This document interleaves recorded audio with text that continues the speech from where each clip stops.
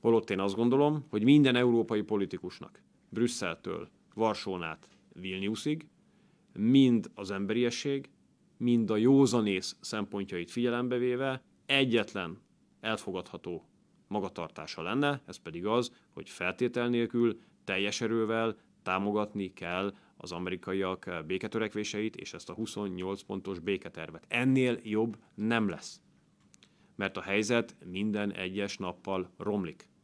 Tehát én a következőt gondolom, hogy ez a béketerv, ez egy hatalmas lehetőség arra, hogy végre a béke visszatérjen Közép-Európába. Ez egy hatalmas lehetőség.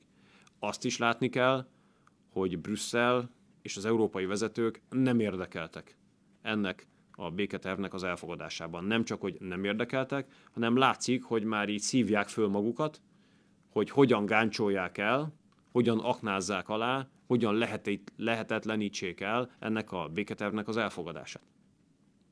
Romlik az eszkalációs veszély szempontjából, romlik Európa biztonsága szempontjából, romlik gazdasági szempontból, romlik humanitárius szempontból, és romlik Ukrajna területi integritásának szempontjából is. Tehát nincs olyan szempont, amely javulna a háború időbeli kiterjedésével.